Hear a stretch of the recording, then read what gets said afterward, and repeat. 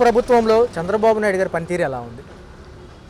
ఇప్పుడు విపత్తులు ఏదైనా వచ్చిందంటే రాష్ట్రాన్ని కాపాడాలన్నా, ఆ విపత్తు నుంచి కాపాడాలన్నా చంద్రబాబు నాయుడు గారు అని చెప్పి మరొకసారి ఈ విజయవాడ బుడవేరు ప్రాంతం ముంపు ప్రాంతాల్లో జరిగిన పనితీరును, ఎందుకంటే ఇంతకుముందు నాకు తెలిసి 2005లో ఒకసారి 2008లో ఒకసారి ఒక మాదిరిగా అంటే నడువు లోతు అంతకన్నా కింద కొన్ని ప్రాంతాల్లో కిందకి ఉండేది. అప్పుడే చాలా ఇబ్బందులు పడి దాదాపు వారం 10 రోజులు పడింది నడువుల వైపు.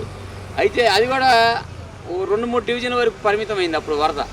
ఇప్పుడు ఏమైందంటే దాదాపు విజయవాడలో 34 డివిజన్లు, అదేవిధంగా విజయవాడ సెంట్రల్ పరిధిలో చూసుకుంటే 9 డివిజన్లు పూర్తిగా నీటి మట్టం వైపు దాదాపు 5.5 అడుగులు 6 అడుగులు, లోతట్టు ప్రాంతాలు అయితే 9 అడుగులు దాకా వెళ్ళినాయి. అవన్నీ కూడా ఫస్ట్ రోజు చేయలేపారు ఎవరు కూడా, ఎందుకంటే ఆ ప్రవాహం వస్తానే ఉంది, ఎవరు సహాయ చర్యలు కూడా సరిగ్గా చేయలేపారు. రెండో రోజు నుంచి ప్రభుత్వ యంత్రాంగం పూర్తిగా, రాష్ట్ర ప్రభుత్వం యంత్రాంగం మొత్తం ఇక్కడే ఉండి రాష్ట్రంలో ఉన్న అందరూ కూడా అన్ని కమిషనర్లు కానీ ఏ డిపార్ట్మెంట్కి ఆ డిపార్ట్మెంట్, ఇరిగేషన్లో అవని, కమిషనర్లో అవని, మున్సిపల్ కమిషనర్ అవని, ఇవి మున్సిపల్ మంత్రి నారాయణ గారు అవని మొత్తం దిగిపోయి అసలు ఎంత ఇదిగా చేశారంటే ప్రజలే ముక్కునే వేసుకున్నారు. 2 రోజుల తర్వాత 3వ రోజున కరెంట్ ఇచ్చేశారు కొన్ని ఏరియాలో. అంటే మోకాళ్ళ లోతు నీళ్ళు పైకి కిందకు ఉన్నప్పుడు కూడా, మోకాళ్ళ నీళ్ళు పైకి ఉన్నప్పుడు కూడా కొన్ని చోట్ల కరెంట్ ఇచ్చేశాడు.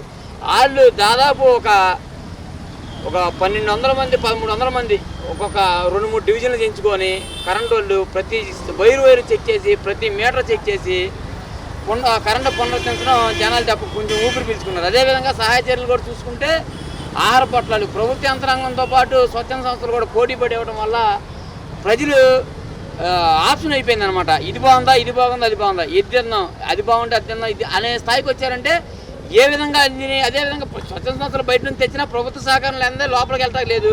స్వచ్ఛంద సంస్థలు తెచ్చినవి కూడా మామూలు వ్యాన్లో తెచ్చుకున్నారు. దానికి కూడా ప్రభుత్వం రవాణా ఏర్పాటు చేయాల్సి వచ్చింది, ట్రాక్టర్స్ అని వెహికల్స్ ఏర్పాటు చేసింది. కాబట్టి ఖచ్చితంగా ప్రభుత్వ యంత్రాంగం ద్వారా చేపిస్తానే, అదేవిధంగా స్వచ్ఛంద సంస్థల నుంచి వచ్చిన వాళ్ళని కూడా కరెక్ట్గా ఇచ్చేసుకుంటా వాళ్ళందరికీ సరైన రవాణా ఏర్పాటు చేసి కరెక్ట్గా బాధ్యులందరికీ అందేలా చేశారు. ఖచ్చితంగా ఒక్కొక్కరి ఇంట్లో ఎంత లేదన్నా కానీ ఒకరికి వచ్చే లబ్ధిని ఐదుగురికి వచ్చేలాగా అంత స్థాయిలో సాయం అయితే గవర్నమెంట్ అందింది, అదేవిధంగా స్వచ్ఛంద సంస్థల నుంచి కూడా అందింది.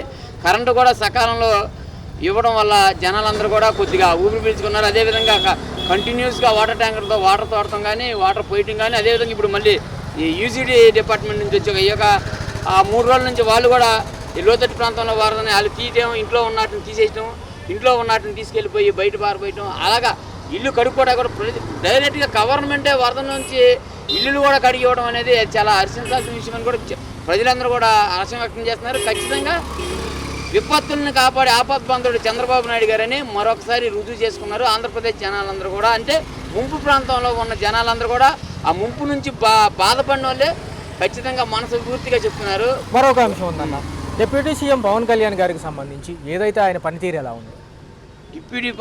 డిప్యూటీ డిపార్ట్మెంట్ ఇచ్చే పవన్ కళ్యాణ్ గారు, డిప్యూటీ సీఎం గారు అద్భుతమైన పనితీరు కనిపిస్తున్నారు. అయ్యే 2-3 అక్కడక్కడ ఉండి కూర్చొని ఇంట్లో కూర్చొని, చెన్నైలో కూర్చొని, బెంగళూరులో కూర్చొని వాగుతున్నారు పవన్ కళ్యాణ్ రాలేదుగా చెయ్యాలి కదా అని. పవన్ కళ్యాణ్ వస్తే ఇప్పుడు నేనైనా భరత బాధ్యులు అందరం కూడా అభిమానులుగా ఉన్నాం కాబట్టి ఖచ్చితంగా చూడటానికి ఎగబడతాం తప్ప ఆయన రావడం వల్ల సహాయ కార్యక్రమాల్లో కొద్దిగా జాప్యం జరుగుద్ది, అంతరాయం కలుగుద్ది. కాబట్టి అదే ఆయన మనసు దృష్టిలో పెట్టుకొని ఆయన చెయ్యాల్సిన పని చేయించాడు. 5 కోట్ల విరాళం ప్రకటించడం జరిగిందన్న, ఎలా చూడాలి? అంత పెద్ద మనసు పవన్ కళ్యాణ్ గారికి ఉందని చెప్పి మనం ఆల్రెడీ గతంలో చాలాసార్లు చూసాము. గతంలో ఉత్తరాఖండ్లో వరదలు వస్తే మన జీవిత రాజశేఖర్ 5 లక్షలు ఇచ్చి పేపర్ స్టేట్మెంట్ ఇచ్చారు. ఉత్తరాఖండ్ వరదలకు 5 లక్షలు ఇస్తున్నాను, ఇండస్ట్రీ నుంచి ఫస్ట్ ఇల్లే ఇచ్చారాము అని ఒక ఆర్టికల్ వేసి అప్పుడు తీస్తే అప్పటికే 2 కోట్లు ఇచ్చి పవన్ కళ్యాణ్ గారు వారం రోజులు అయిందంట. అది ఎవరో తెలియదు, ఎందుకంటే ఆయన చేసే దానాలు అలా ఉంటాయి. ఫస్ట్ 1 కోటి ఇచ్చాడు, దానికి సరిపోదనిపించింది, మళ్ళీ 4 కోట్లు ఇచ్చాడు, టోటల్గా 5 కోట్లు ఇచ్చాడు. అలాంటి పెద్ద మనసు పవన్ కళ్యాణ్ గారిది. అలాంటి ఆయన ఉపేత్తలో ఖాళీగా అతను ప్రతిపక్షంలో ఉన్నప్పుడే బాధపడే రైతులకి లక్ష సొంత డబ్బులు ఇచ్చినాడు. ఇక విపత్తు పరిస్థితుల్లో ప్రభుత్వంలో ఉండి ఆయన ఎంత సాయం చేయాలో దానికి రెట్టింపు సాయం చేస్తున్నాడు. ప్రజలందరూ వ్యవస్థిస్తున్నారు. 6 నెలల విమర్శలు ఎవడో పట్టించుకోడు, వాళ్ళు వాక్కొని ఊరుకోవడం తప్ప ఏముంది. మరొక అంశం చూసుకున్నట్లయితే మాజీ ముఖ్యమంత్రి గారు ₹1 కోటి విరాళం ఇచ్చారు, దానిపైన మీ అభిప్రాయం అన్న? ఇప్పుడు గతంలో కూడా ఆయన అక్కడ విరాళాలు పాటించారు, ఎవరికి ఇచ్చినోడు లేడు, తీసుకున్నోడు లేడు. ఇది కూడా అంతే. మొన్న వచ్చాడు విజయవాడ వరద బాధితులు, కనీసం పులిహార పొట్లం అని తెచ్చాడా? అతను వెనక ఏమైనా తీసుకొచ్చాడా? ఏమీ తీసుకురాకుండా వచ్చి విమర్శలు చేసి ఇక్కడ అబాస్పాలయ్యాడు తప్ప ఏం లేదు. కాస్త కూస్తున్న పేటీఎం కుక్కలు వాటిని పట్టుకొని ఇచ్చేస్తున్నాయి. అదేవిధంగా సెంట్రల్ నియోజకవర్గం కన్స్ట్రక్ట్ చేసిన ఎల్లంపల్లి సీన్ అనేవాడు కూడా వచ్చి ఒక 10 బ్రెడ్ ప్లేట్లు తీసుకొని వచ్చి 4 ఇళ్లలో పనిచేసి వెళ్ళిపోయాడు. మళ్ళీ ఎంతవరకు అడ్రస్ లేడు. మరొక అంశం చూసుకుంటే కృష్ణా బ్యారేజీ పైన జరిగిన బోట్ల వివాదం ఏదైతే ఉందో అది కుట్రకోణం అంటారా, సహజంగా జరిగిందంటారా? అది అక్కడ ఉన్న పనితీ అక్కడ చూస్తున్న దాన్ని బట్టి చూస్తే అయ్యే కొట్టుకొచ్చినాయి. అక్కడ చాలా ఉంటాయి, వందల సంఖ్యలో ఉంటాయి. ఇటు ఉద్దనరాయపాలెం అంటే అటు ఉంటాయి, ఇటు ఉంటాయి.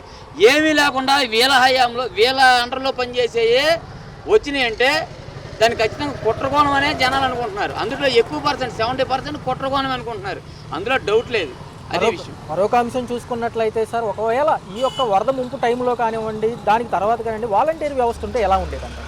వాలంటీర్ వ్యవస్థతో పని లేకుండానే అద్భుతమైన అడ్మినిస్ట్రేషన్తో అందరికి అందేలా చేశారు. వాలంటీర్ వ్యవస్థతో పని లేకుండానే చేశారు ఇప్పుడు దాకా అన్నీ కూడా. గతంలో పింఛన్లు ఇచ్చేటప్పుడు కూడా వాలంటీర్ లేకపోతే అది ఇది అన్నారు. ఒక రోజు ముందుగానే మీరు గమనించలేదు, 31వ తారీఖు ముందు రోజే శనివారం రోజు మొత్తం అందరికీ పింఛన్లు ఇచ్చేశారు. ఆదివారం పొద్దున్నే 8 గంటలకల్లా వరద స్టార్ట్ అయిపోయి మోకాళ్ళు, తర్వాత నడులు, తర్వాత పేకల దాకా వచ్చేసింది. అంటే 10-11 మొత్తం ఆల్రెడీ సింగినార్ ఆల్మోస్ట్ పేకల దాకా వచ్చేసింది. అంటే వాలంటీర్ వ్యవస్థ లేకుండానే ముందుగానే ఒక రోజు ముందుగానే పెన్షన్లు ఇచ్చారంటే అది చంద్రబాబు గారి అడ్మినిస్ట్రేషన్ నిదర్శనం కూడా ప్రజలు అనుకుంటున్నారు. మరొక అంశం చూసుకున్నట్లయితే సార్, ఏదైతే ఒక పక్క ఈ ప్రతిపక్షాలు అంటున్నాయి, ఒక పక్క చూసుకుంటే ఈ ప్రతిపక్షాలకు సంబంధించిన మంత్రులు ఎవరైతే ఉన్నారో అసలు సమీక్షకు వచ్చారంటారు. వాళ్ళు చేతగాని వాళ్ళు దేనికి పనికిరాలనే కదా వాళ్ళు మన ఎలక్షన్లో ప్రజలందరూ పక్కన పెట్టారు. వాళ్ళ నుంచి ప్రజలు కూడా ఏమి ఆశించట్లేదు. వాళ్ళ గురించి మాట్లాడుకోవడం కూడా మనం టైం వేస్ట్ తప్ప వేరే అంశం లేదు. ఫైనల్ క్వశ్చన్ సార్, చూసుకున్నట్లయితే రోజా గారు చేసిన వ్యాఖ్యలు ఏవైతే ఉన్నాయో పవన్ కళ్యాణ్ గారి పైన, ఆ అంశం పైన మీ అభిప్రాయం? రోజా అనేది ఇప్పుడు వరకు రాష్ట్రంలో ఒక్కడ కూడా ఉపయోగపడిన దాఖలాలు లేవు. అలాంటి దాని మాటలు పట్టించుకుంటే నిజంగా చెప్పే కదా ఇందాక, టైం వేస్ట్ కొనలేదు తప్ప ఏం లేదు. వాళ్ళు విమర్శించడానికి, అదేవిధంగా వాళ్ళని ఓడించిన జనాలకి అపకారం చేయడానికి ఉద్దేశంతో ఉన్నారు. ఇలా రెచ్చగొట్టి వాళ్ళు పనులు ఆపాలనే ఉద్దేశంతో ఉన్నారు తప్ప వేరే కాదు. అలా ఉపయోగం కూడా ఎవరికి లేదు. సార్ 12 రోజులు గడుస్తుంది సార్. చూసుకున్నట్లయితే ఉమ్మడి కూటమి ప్రభుత్వంలో ఉన్న ఈ సహాయక చర్యలు ఎంతవరకు అందినాయి సార్ ఈ నియోజకవర్గానికి? విజయవాడ సెంట్రల్ పరిధిలో ఉన్న 9 డివిజన్లో సహాయక చర్యలు దాదాపు 90-95 దాకా అందినాయి.